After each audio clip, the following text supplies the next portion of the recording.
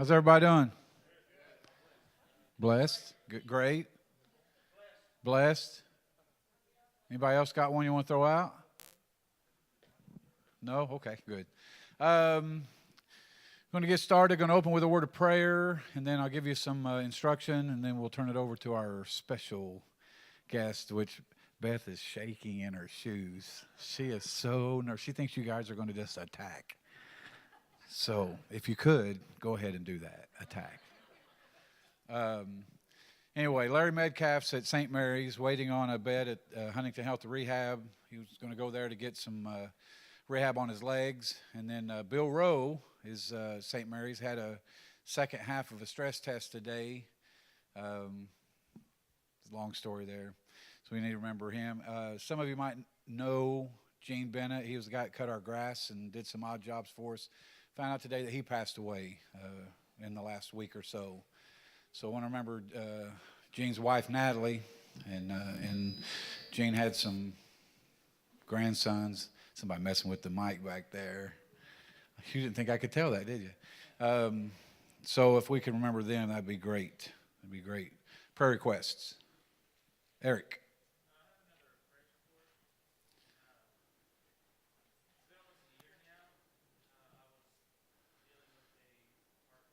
Mm-hmm.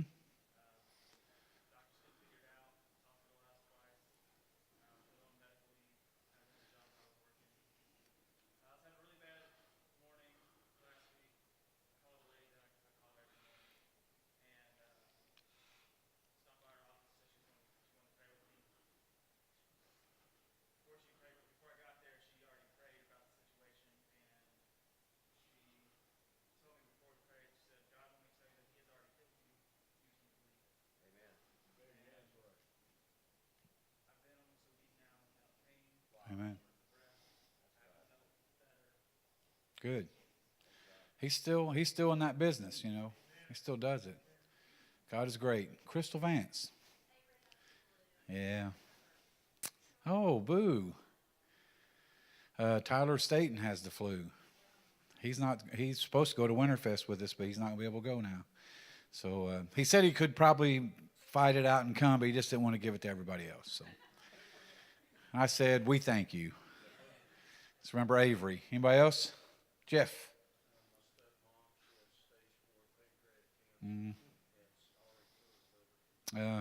What's her name, Jeff? Norma. Let's remember Norma. Janet? Yeah.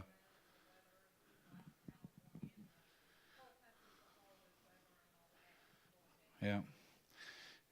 When the end comes, there'll be earthquakes and wars and rumors of wars. And yeah. Anybody else over here? You know, once I go here, I don't come back? I'm just kidding. Karen? No, we can't do it.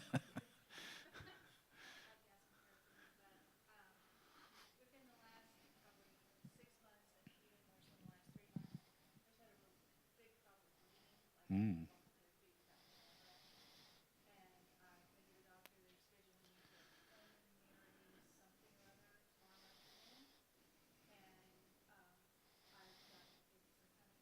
Wow.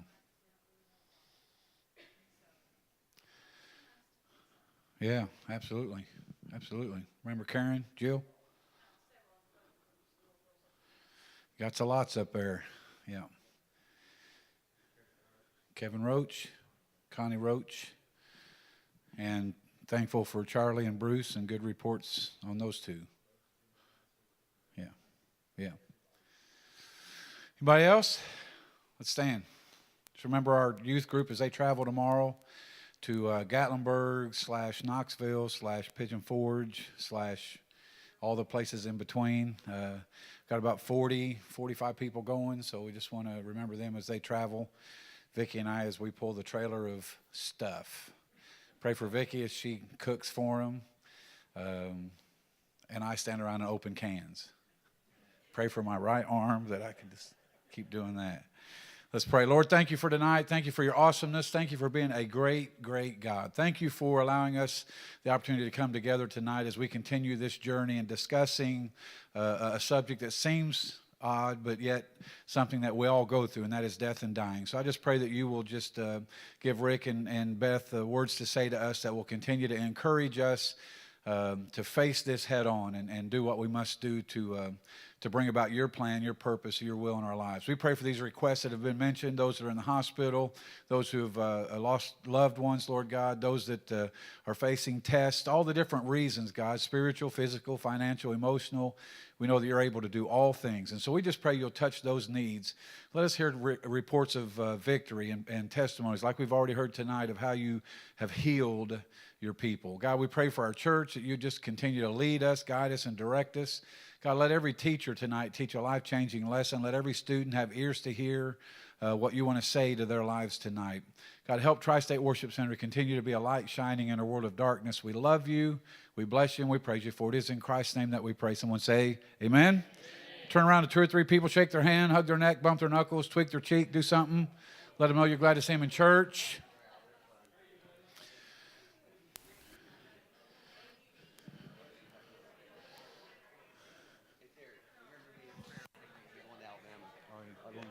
Samaritan's person's already contacted me. They're putting teams together. I'm on relief, not disaster, but I volunteer to go to disaster. I don't know. I'll let you know. Okay. Yeah, keep me posted. I'll be praying for you. Hey, Terry. Oh, don't worry. Let me just give you a couple words of instruction again. If you want to make a comment, if you got a question, we encourage that. We want you to ask the questions. We want you to make comments, but we also want the people that are watching it by video to be able to hear you. So tonight, Dale Preston is our mic runner. And so if you will just stick your hand up in the air, if you got a comment or a question, he will run to you as quickly as he can. He's much faster than I am, much faster than Carolyn Barnett, much faster than Ray was. See how quick he got to Gary? It was a practice run. It was a practice run. So if you could do that, that'd be great. Let me just introduce to you, and I know a lot of you already know Rick Slack. Matter of fact, we have a long, long history with Rick Slack. Rick used to be our landlord when when the church was planted over at the other building that's now the funeral home. After several years, Rick bought that building, and we ended up being a tenant there. And then Beth Wallace is somebody that I got to meet, I don't know, several years ago. And they're just great people, and they are the owner-operators of Slack Wallace Funeral Home. And so they're going to come, and they're just going to share with you some things about the funeral home, the planning, what you need to think about. They've got a lot of things they want to share. Encourage you to ask questions because Beth's really nervous. So if you could just ask her a lot of questions and make a lot of comments, I'm sure she'll be much more comfortable. And I've got to sneak out to go help somebody in the youth group real quick, but Vicky's going to be here to be in charge. Just remember, she's not bossy. She's just instructional, and she's going to take care of it. So would you welcome Rick and Beth? Thank you, Terry. Let me get this little clicker over here. I'm really nervous. I haven't gave a presentation since college. I usually make Rick do this. So I feel like Terry and Rick are against me right now, making me do this.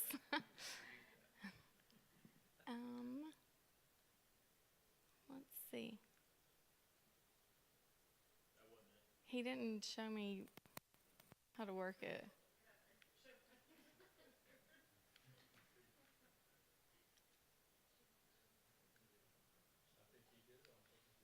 He's setting me up.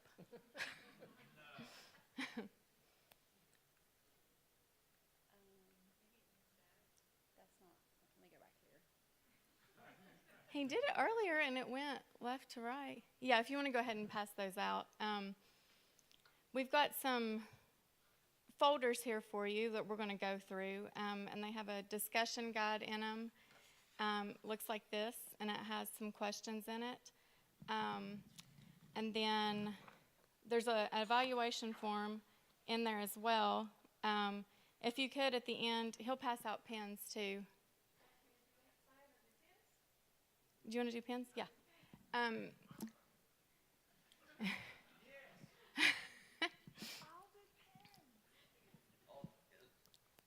But there's an evaluation form in there too. And if you don't care at the end, if you want to fill it out, if you would like more information, feel free to put your contact information on there, and we'll get in contact with you. Is it working now? Works. Thank you. All right, while he's passing those out, I'll just start by introducing myself. I'm Beth Wallace McNerney. My partner, Rick. Terry asked me to do this, and I was really nervous and kind of hoped that he forgot about it. And then a couple weeks ago, he texted me and said, "Hey, are you still on for this?" And so I had to pull something together real quick, but I'm honored to be here. I grew up in Huntington. I graduated from Marshall and went to Cincinnati College in mortuary science. I didn't have any history or experience in the funeral business. I've been a funeral director for almost 14 years now, and I met Rick when I was serving my apprenticeship in Chesapeake. We decided that in 2010 there was a need for a funeral home in South Point, and he had owned the building where the church was. So we I don't think Terry was ready to move out right then, but we kind of gave him a push and said, okay, we're moving in. We're going to build a funeral home. So we opened up in 2011. I get asked all the time why I chose this career. And the answer is my 9-year-old brother. He was killed in 1996 in the Scotttown, Ohio fireworks explosion. And ever since then, I became interested in the funeral business. I think it's the last act of kindness that I can do for the loved one, and it's a way to honor the family. I go into making arrangements with families I've never met before, and I come out and they're my friends. I enjoy that families have a better death experience because of the efforts that I put in to help them relieve the burden of losing their loved one and help them make it easier on them. Some people think it's morbid to consider your death, but I think it's helpful. We should remember that we all have an expiration date and that our days here are limited.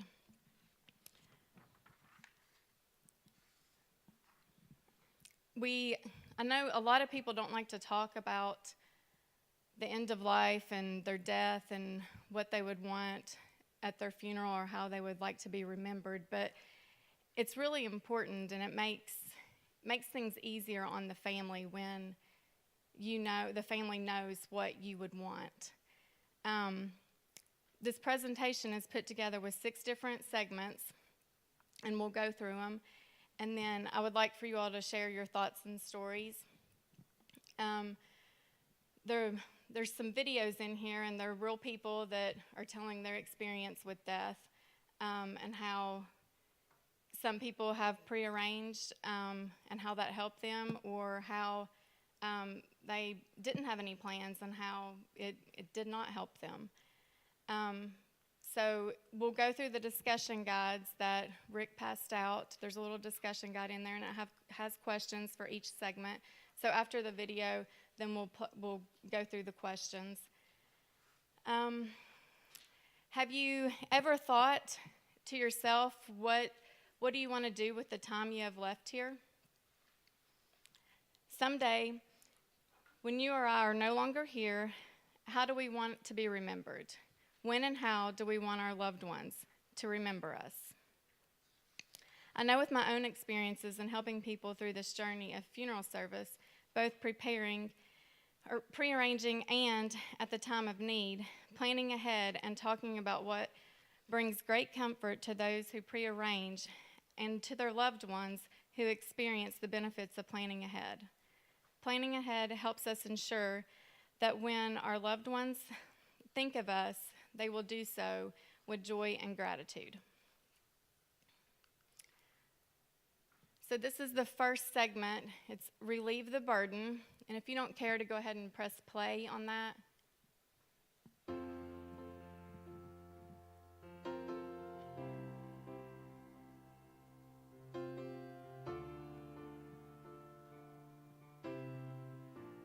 When you see a family who hadn't made arrangements or a family who has, it's a big difference.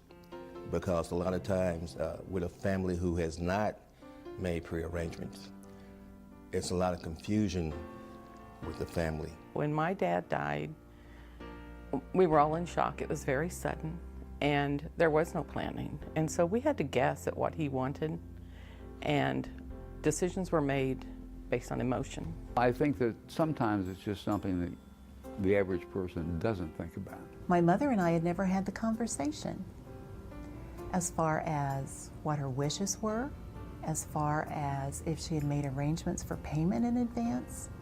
The answer was no, she hadn't.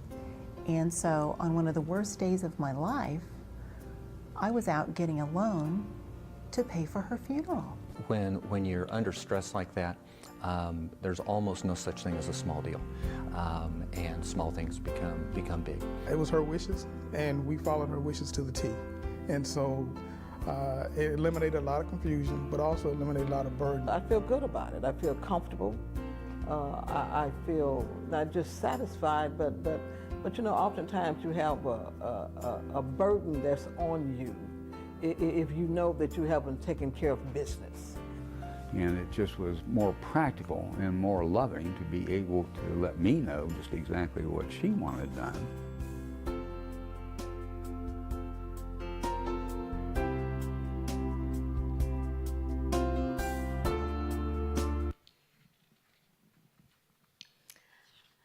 All right, while the video is still fresh on your mind, I want to ask you to open your discussion guide. It's this folder. It looks like this on the inside. And there, in the first segment there's 2 questions. Nobody's going to see the discussion guides. They're for yourself. It's just to get you thinking.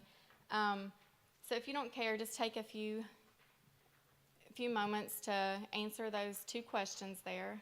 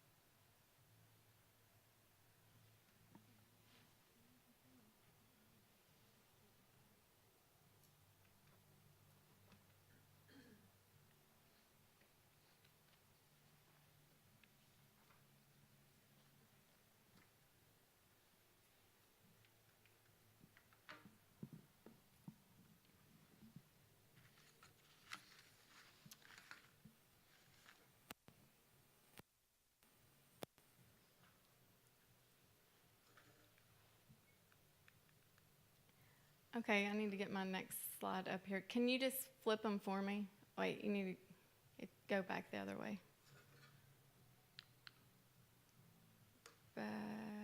Okay, down to the next one, sorry. Okay, so the 2 questions in there, if you have planned a funeral for a loved one, what do you remember most about the experience? Is there anything that would have helped relieve the burden or make the process easier? Does anyone want to share an experience about a time that you've had to plan a funeral immediately following a loved one's death that was not prearranged? Would anyone?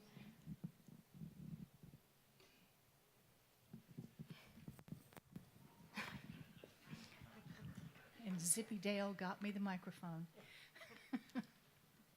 I've done it twice.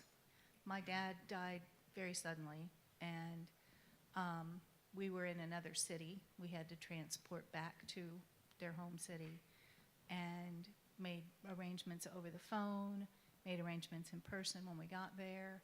My mom had some real specific things that she wanted to have done, and she is not bossy, she's instructional,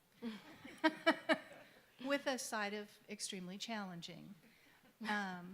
And so I tried to make things easier for her. I thought the funeral home did a great job. She was not as convinced, but that was her. And then when she passed, again, not in their home state even, so transport did most of it over the phone, had to arrange travel, all of that. The funeral home, same place, thought they did a great job because they had records from the first funeral. And both were in the middle of winter in a northern state, Pennsylvania, frozen ground, hideous weather, but they never once said, we can't do this. They never once said, you know, you have to have this, that, or the other thing. And when I said, well, we have to make travel arrangements, they said, okay, when do you want to travel? And I said, well, we need to get there sooner rather than later. I said, no, you can come 6 months from now if you want. We can do it then. I mean, they were just extremely cooperative. Anything that would have helped relieve the burden or make it easier, having a sibling to converse with, Yeah. that's not anything the funeral home could have done. Yeah. So they did a wonderful job. That's good. And they thought of things that I never would have thought of. How about we do this, or how about we do that? So in that sense, they were really great. Well, good. How about someone that has had to plan a funeral that they have prearranged? Does anyone have an experience with that? Vicki back there does. You're lightning fast. Both of my parents, my father passed, and then, of course, my mom was there to take care of that. I just, helped alongside of her. But when she passed away, she was a planner. She even planned, Alzheimer's runs in her family. So she had even planned long-term health care for herself, thinking that may be her. So she had everything planned out. That's not what happened, but she had everything planned out because she did not want my brother and I to have to stress, wonder, anything. Bank accounts already had my name on it, everything, because I didn't have the money to take care of that when she passed. So I immediately had access to the money and the funds to do that. She just laid it all out. It's like she just wrote it all out for us. And she had everything pre-planned, and she had done that so far ahead of time, and everything was paid for ahead of time. By the time she passed away, everything was a lot more expensive. But I'm assuming that still happens now. We didn't have to up that cost. We didn't have to come up with that. It was prepaid. No matter what the current cost was, you only paid what was previously paid. Correct. You didn't have to pay. Is that the case now? Mm-hmm. Okay. Yep. So that is another good thing about pre-planning. If prices change, you don't have to come up with that extra money. She had picked out her casket and everything, but like I said, it had been so long since she had done that, that casket was not available. So we were able to pick out whatever we wanted, no extra charge. And if planning a funeral could be smooth and almost effortless, that's what she did for us. Yeah. And that was very considerate of her. Before she even got sick, we had gone to the bank and taken care of all that stuff. She didn't know any of that was coming. And when it came, I think it was a relief to her, too, in her sickness through that year, that she didn't have to think about it either. It was a perfect scenario, if that makes sense, if that can be said. Yeah. When you pre-plan and prepay for a funeral, it does lock in the cost as far as the funeral home goes and the casket and the vault. Cash advance items like the cemetery and things that we don't have any control over, those could go up. And most of the time, the when you do pre-plan, it grows interest, so it grows enough to cover the difference that the cemetery, if the opening and closing would raise, or like death certificates or something like that. But yeah, when you pre-plan and lock it in, it does. If the costs are more for us, then we just have to take a loss at it because the person's pre-planned and paid for it. So the next slide we'll go to talks about family time. So if you don't care to, I don't think, yeah.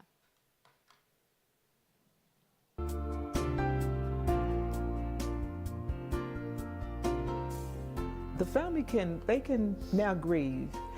They don't have to worry about what if, did we do the right thing? Did we make the right decision? And you know, a death in the family can certainly bring out the best in people. It could bring out the worst, and it can do both on the same day. If there are any issues between family members, death and dying does not bring out the best dynamics. It's so easy for brothers and sisters, for instance, to feel that mom or dad would certainly not have wanted something or would have definitely wanted something. I know when my own mother passed, you know, my sister was, I think we should do this. And, you know, I was like, I think we need to do that. And the boys were, well, don't you think we should do the other thing? Pre-planning can avoid those types of conflicts, especially if mom and dad have made the decisions. Now, all the family can comfort each other, and that makes a big difference in a person's life.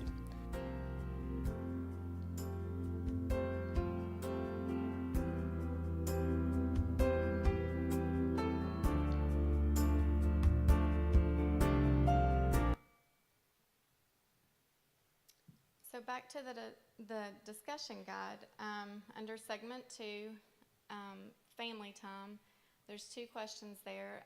If you want to go ahead and answer them, how do you think your family will react to discussing your final wishes? And what is the biggest benefit to having your family involved in the discussions? I'll give you a few moments to write on those.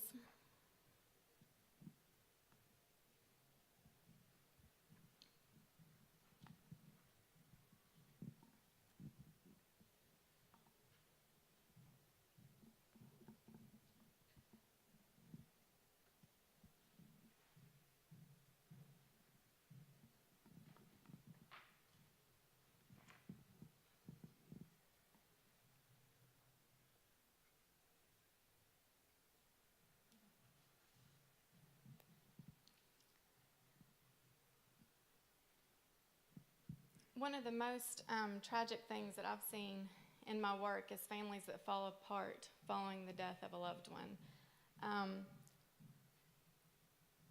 It's so much that happens under the surface, and oftentimes the death and funeral, the times when families should come together, they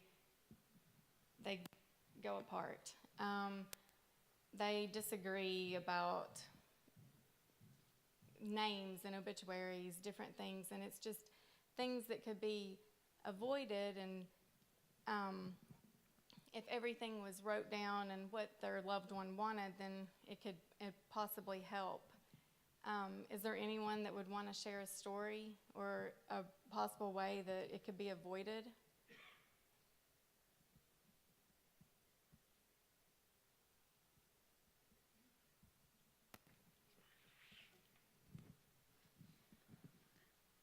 I mean, I was just going to second that. It happens all the time when families have dying loved ones.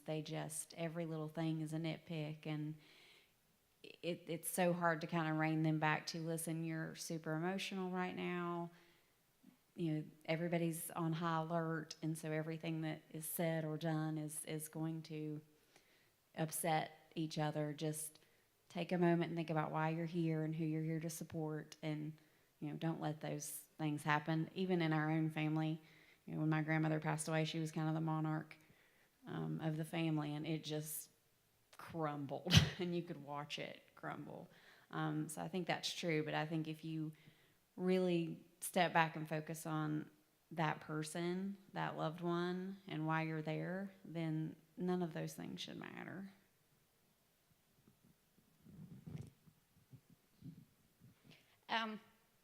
I have decided I want to be planted in a tree. Most of my family thinks I'm crazy, don't like it, but I do. I think I can keep giving. I have granddaughters that can come sit under my tree, visit me, talk to me. And so they're like, what kind of tree? And I thought, well, I don't want to be in fruit tree or anything. That would be kind of gross. But Kennedy, my youngest granddaughter that's 9, has maybe changed my mind. She said, Mama, I think you should be an apple tree because you can continue to feed us because you always feed us. So maybe. But going back to the first part about planning funerals, my dad passed away almost 4 years ago. My mom almost 2. My dad's was very easy. My mom's was a little harder, I think, because she was the last one to go. But my family's known for not really making decisions. But I decided when both of them passed, when the funeral director came to pick up their bodies, I asked him if I could be the one to dress them and do all that. And he said, yes, absolutely. And that was the best thing for me to do. That was the last thing I could do for them. And it was a good experience. Thank you for sharing that. We'll go on to the next segment, starting the conversation.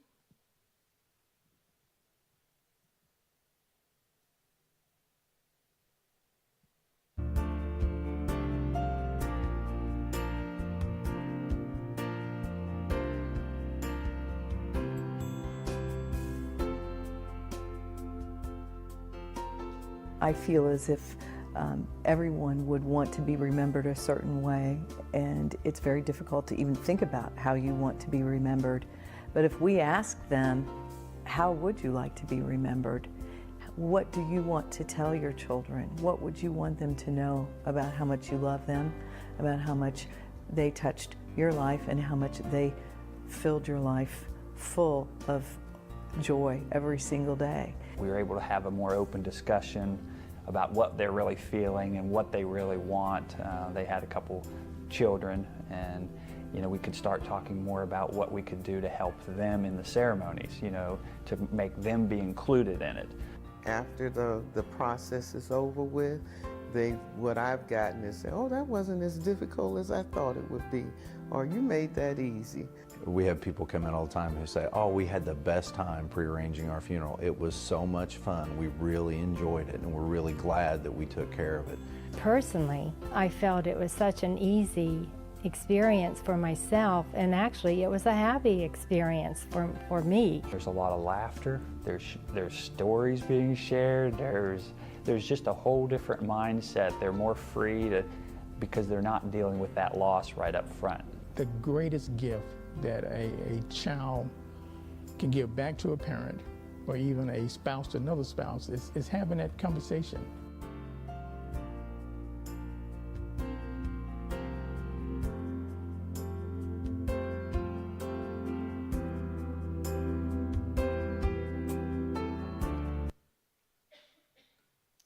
So the 2 questions in the discussion guide are, what are 1 or 2 things you could do now to make it easier for people to know your final wishes? And besides family, who else would you most want to include in the conversation? You can write those down just for a moment. And in my experience, starting the conversation is the hardest part of the process. I've had people call in and say they want to set up an appointment for pre-arrangements, but they don't want to come in.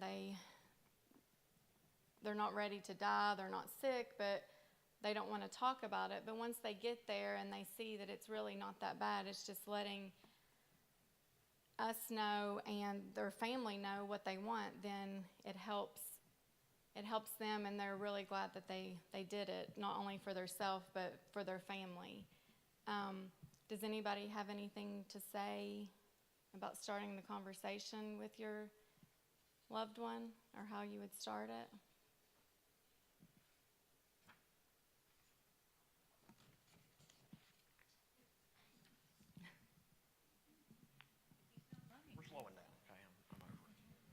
I just want to say that to start early, because I mean, I think my parents have been talking to me about it since I was in my 20s, and there's nothing wrong with them. They're fine.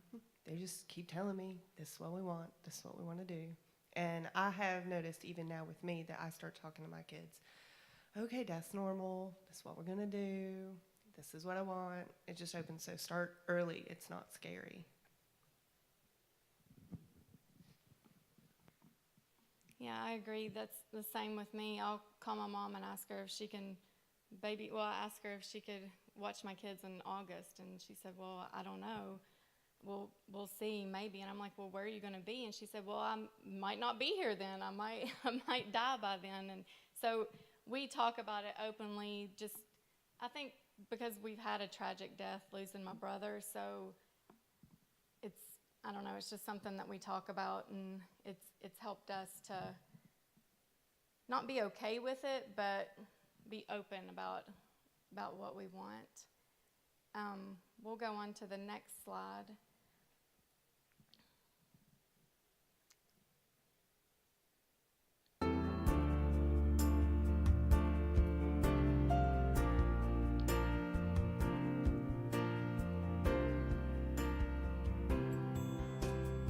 I think the biggest benefit is that the customer who comes in to prearrange their funeral gets to decide and select what they want for a funeral. The value in pre-planning, I see, is that it allows one to make their own decisions. Oftentimes what happens, the family is not only struggling with what to do, but also the family is struggling over, Diane wants this, Diane would want this, Diane would want that. But in what this does is certainly resolve all those questions so they might move forward. It was very important for her to choose, because when she had to make the choice for my father, she always wondered if that's what he would have wanted. When we get to the end of our life, we must want to tie our all the little loose pieces together too, and I think it's comforting to people to know that they've taken care of that. I would tell them that it has given me a sense of comfort, that they should do it, because it does relieve the burden, not just with respect to the family, but it really does help you feel good about knowing that your plans are in order.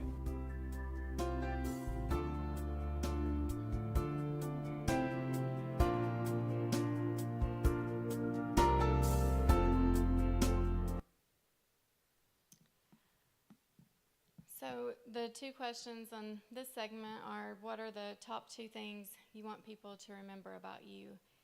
And then the other one is, how do you plan to let them know what those things are? If you want to write them down, or would you like to share, anybody want to share what they would like to be remembered by? I know I would, right now in my life, if something happened to me, I would like people to remember me as a good mother who was always there for my children. Like, that's my number 1 priority in my life right now, and so that would be one thing that I would want people to remember me by.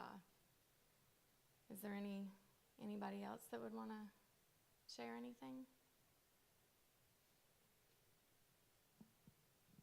All right, we'll go on to segment 5, the gift.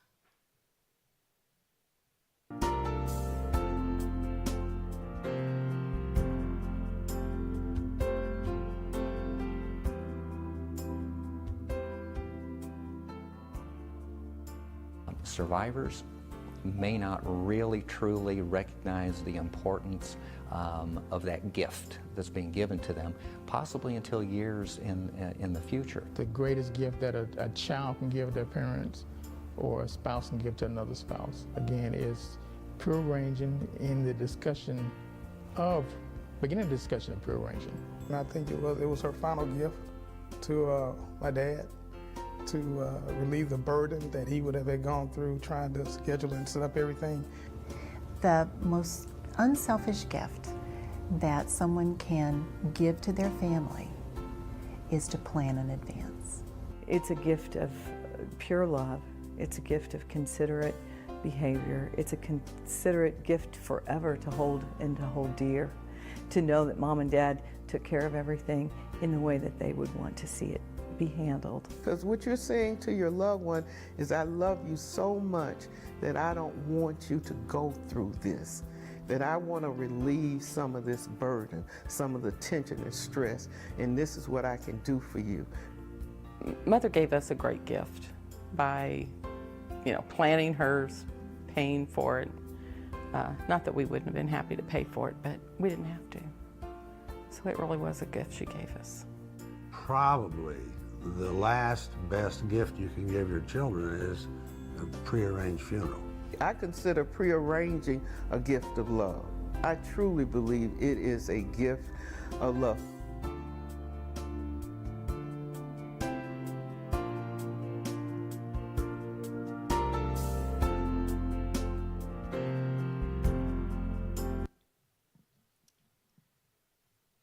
So the questions are, what steps, if any, have you taken to ensure your loved one know your wishes, and what are 2 ways your loved one could benefit from a gift of pre-planning? Now seems like a good time to ask if anyone is willing to share if you've prearranged or have you thought about what you might like. Is there any of you that have given thought to it and maybe just haven't?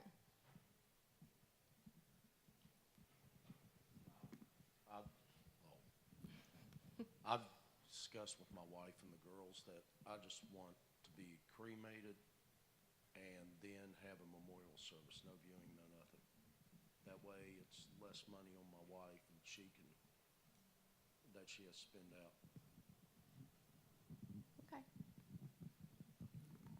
When you prearrange, there's several different options. You can pay up front to lock in the cost like Vicki talked about earlier. You can make payments. You can start with so much down and then make payments on it. You can use a life insurance policy. A lot of people will turn their life insurance policy over to the funeral home to qualify for Medicaid, and it doesn't count as an asset against you. So they use that for their funeral cost.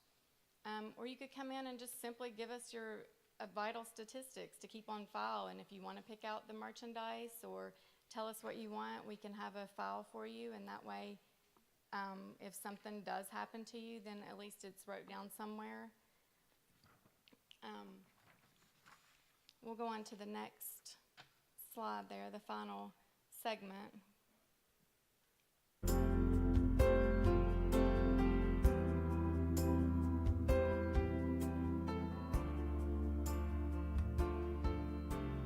We take care of marriages, we plan for a childbirth, graduation, and we often say, why not plan for the inevitable? It's like planning your retirement.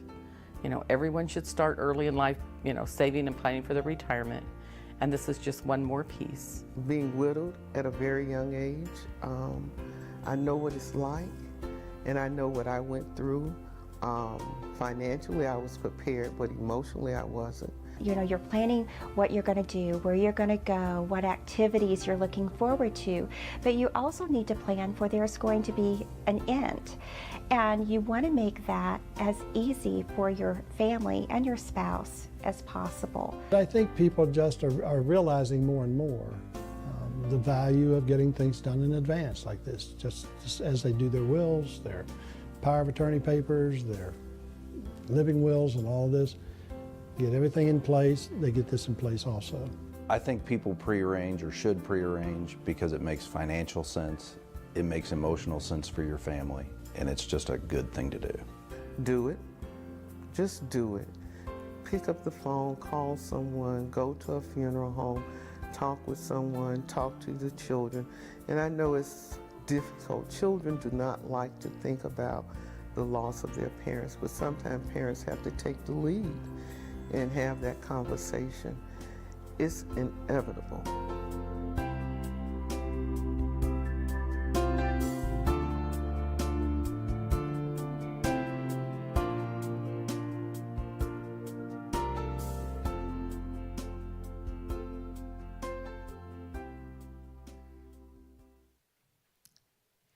the questions in the discussion guide are, what are a couple of ways pre-planning makes sense for you or your loved ones?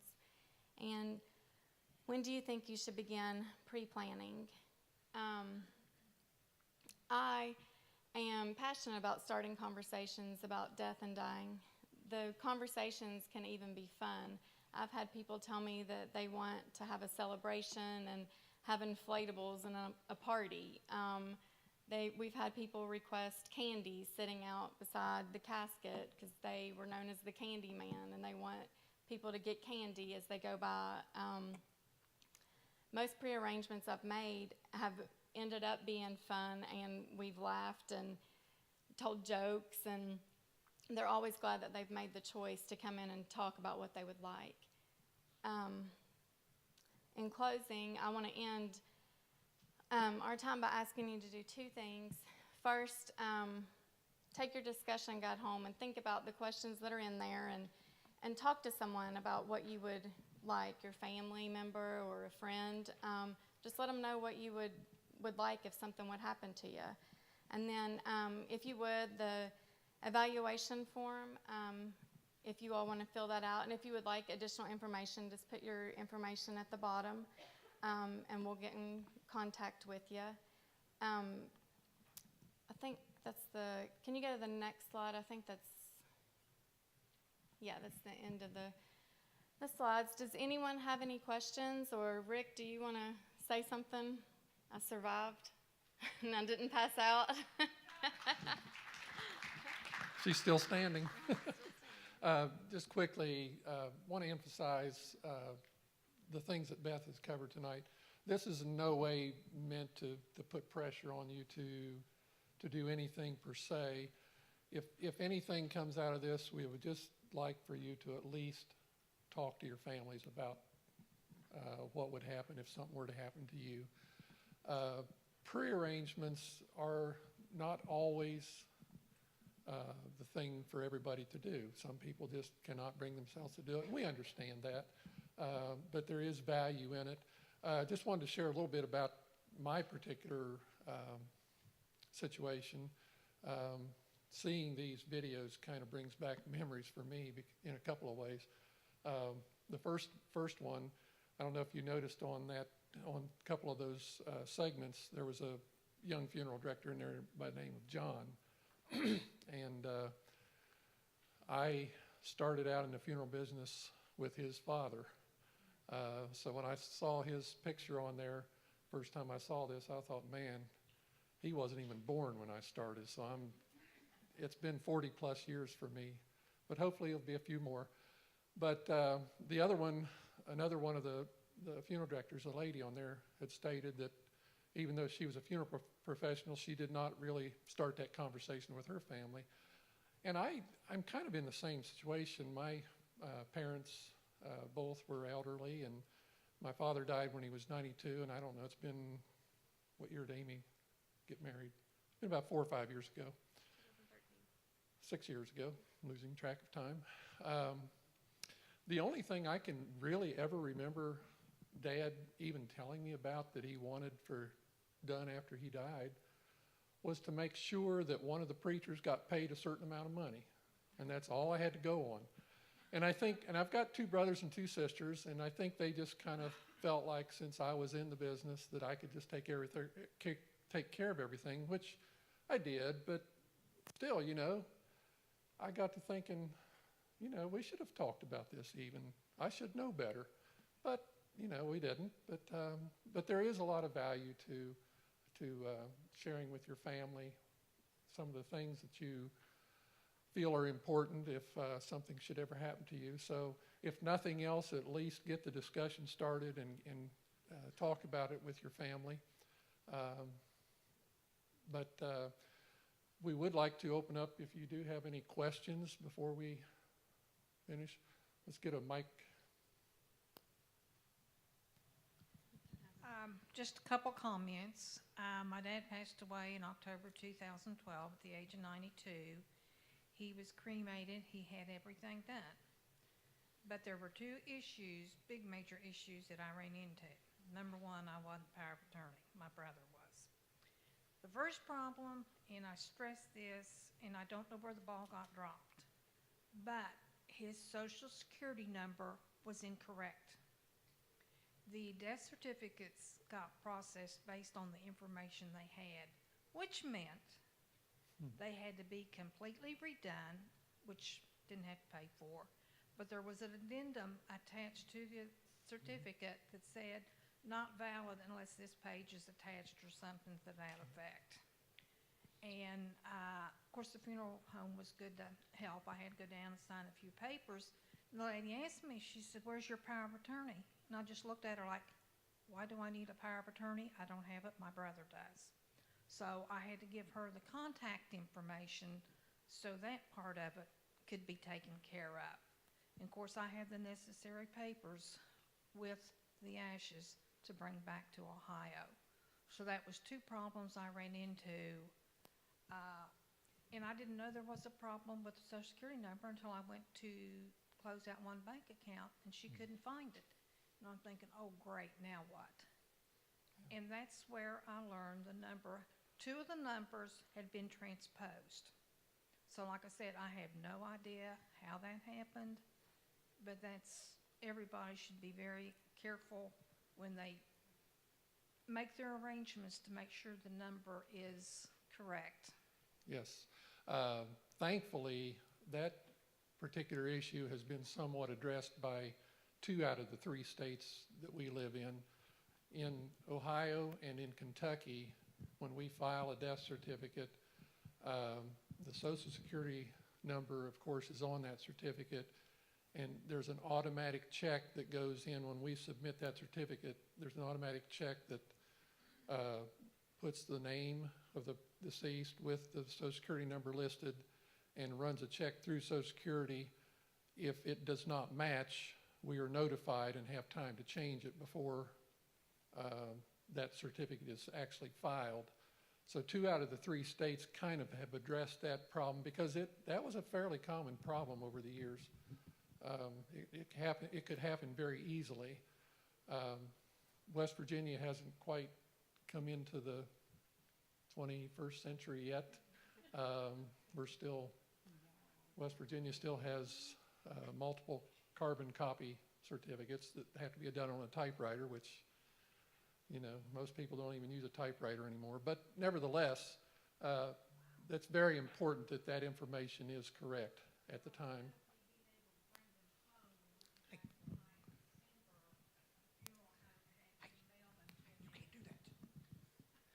Sorry. Instead of me being able to bring them back in December when we were going to come home, the funeral home had to mail them to me in January. Yeah. Yes. So that put another wrinkle in the thing too. Yes. And my mother has made her arrangements a long time ago, and she plans to be cremated. And that's something that took me a long time to process and get used to. And one of the Minister of Education, where I was going to church at the time, his comment to me on that subject was, God's going to put that body and all that back together one day anyway. So after that, I was at peace with that issue. It's true. It's true. Vital statistic information is extremely important. So another good reason to kind of talk with your family about that. Even misspelling of names can sometimes cause problems, not only for families, but legally in filing estates and so forth. So I just want to say that I appreciate y'all coming in today because funeral homes have always been kind of scary. I think it comes back to that whole My Girl movie, you know, it's just a really scary place to be. And so I do appreciate you making it not so scary. And still not sure why it's quieter than church. I still haven't figured that one out, but because death is supposed to be joyful, as we have learned in this class. Doesn't mean it doesn't hurt, doesn't mean you can't grieve, but it's a good time to be, good place to be. So I appreciate that. So I just want to say that. Thanks. Thank you. Anybody watch Big Time Wrestling? Nobody? We gotta get out of here. It's on. You've seen The Undertaker? Oh, yeah. We're not like that.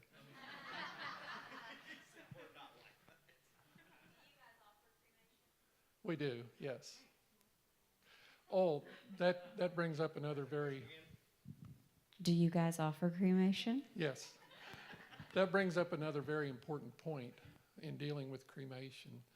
And this kind of gets back to family relationships and everything. Most of the time, the person who is the next of kin to the person who has died is the one that gives the authorization for a cremation.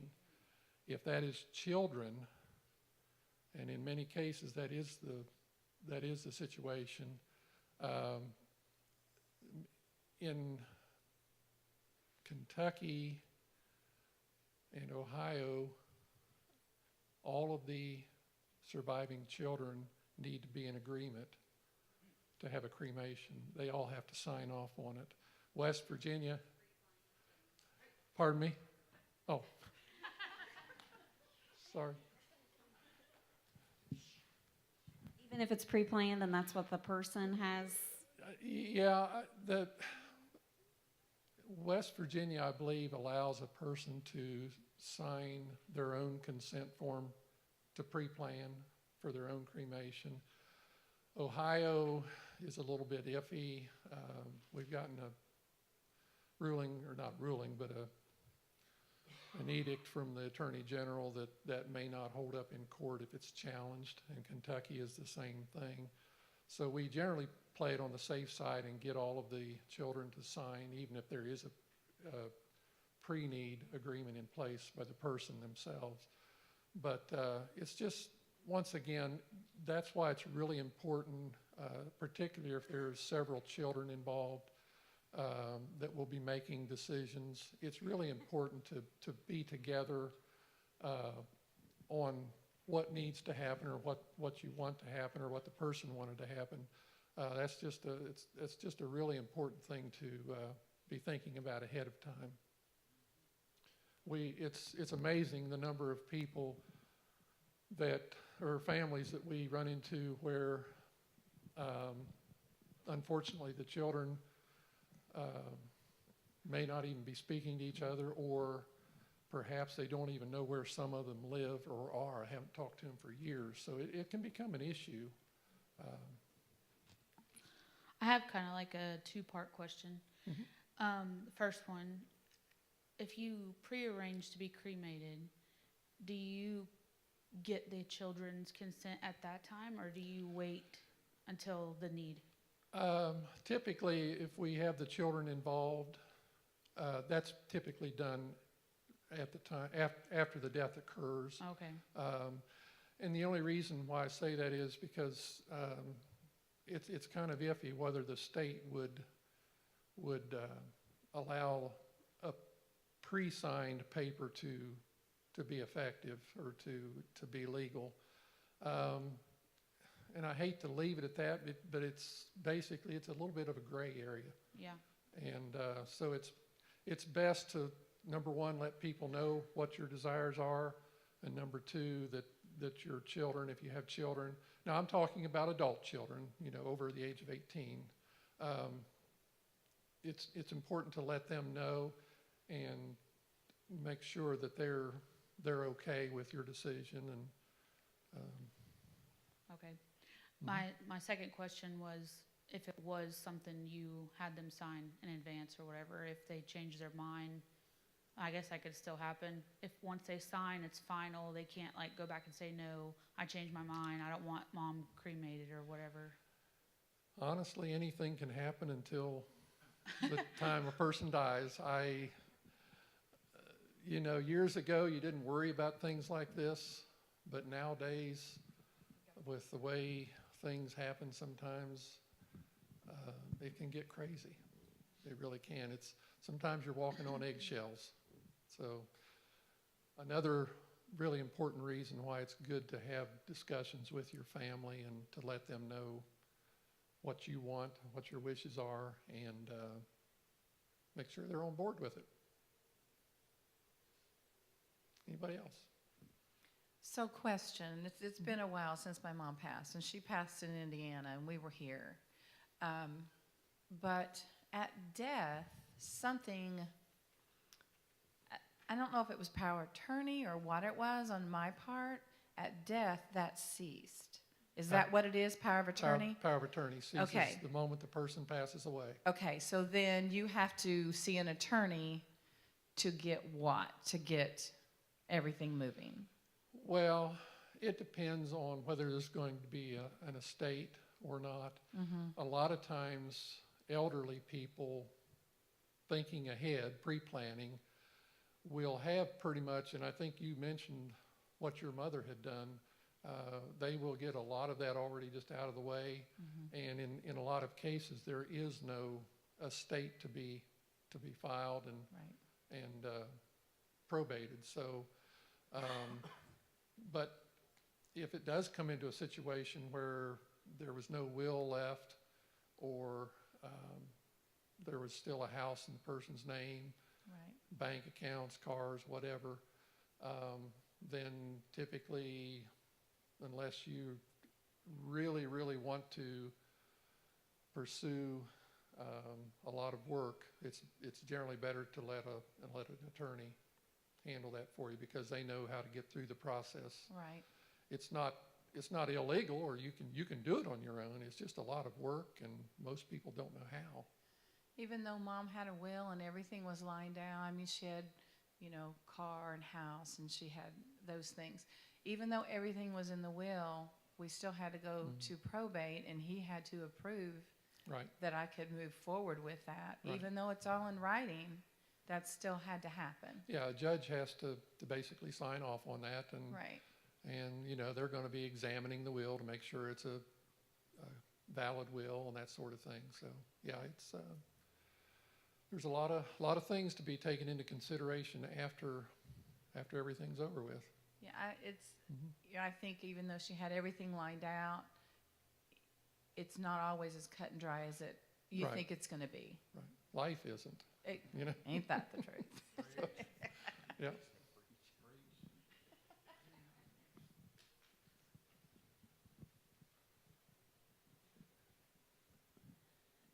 Just a couple of comments that happened to my family.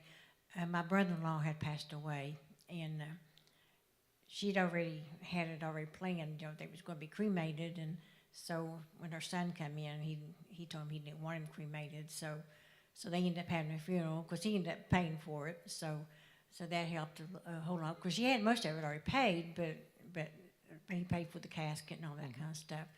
But then when they got ready to we had the funeral, and so we found out that morning of the funeral that they had a family plot thing. They had buried my brother-in-law's mother in the wrong plot. So she had been dead since 1934. So they couldn't bury him that day. They had to bring her up out of the ground and remove her, change her over to the side of her husband before they could bury my brother-in-law. So that's something, if you all have an old plots and things, make sure that everybody's buried where they're supposed to be buried at. Yeah, when that sometimes can give us a heartache every now and then as funeral directors, but it does happen. People are human and they make mistakes. And one thing we've found over the years, particularly in country cemeteries, cemeteries that don't have an organization to them, basically, it's not unusual to find records that do not agree with what's actually there. People buried in the wrong spot or whatever. So, yeah, unfortunately it does happen. But another thing, would be good to check on, really, while you're able. Anybody else? Okay, the man is coming. He's back. Better than before. Thank you all so much. If you ever have any questions, If you ever have any questions, feel free to call us anytime. We don't pressure people into making decisions or anything like that. We're there if you need us. If you have questions, we'd be glad to answer them. We do have March the 19th at 5:30. We are having it's just called a food and facts, but it's basically another kind of a little bit about pre-need, where we'll be having something to eat, and it'll be at the funeral home. So it's March 19th at 5:30. So, and we'll have a lawyer there to be talking about wills and estates and that sort of thing. So it'll be a lot of valuable information for you folks. If you'd like to join us, just let us know. We appreciate Rick and Beth coming to be with us tonight. Appreciate you guys. Did you ask her some really tough questions? That's all I need to know. Did you ask her really hard ones? Oh. Well, like I said, they're right across the street, and they're great people. And if you have questions or anytime you want to stop in over there, I'm sure they'd be glad to talk to you. Let's stand. Appreciate you being here tonight. Again, remember all the prayer requests, especially the youth group traveling to Pigeon Forge, Gatlinburg area. Just that the Lord give them traveling mercies, but also that while they're there, man, their lives will be changed. It's a very impactful weekend. So, Lord, thank you for tonight. Thank you for Rick and Beth coming to share with us. We just pray that as we continue the journey, that you would just continue to help us as we have the conversation, as we face this subject head on. Just pray that you'll just help us. Pray that when we leave this place, you'll keep us safe, and all that we do, let us just bring glory to you. We thank you for that. Ask it in Christ's name. Somebody say amen. Amen. Next week, Tracy Schneider's going to come, and she's just going to share her heart, suffering through several deaths in her family. And then the week after that, I'll bring Holly back in for about 15 minutes to finish up what she started last week, and we'll finish up with some Q&A that next week, or that week, and then we'll be done with this series. Thank you for being here. We'll see you the next time.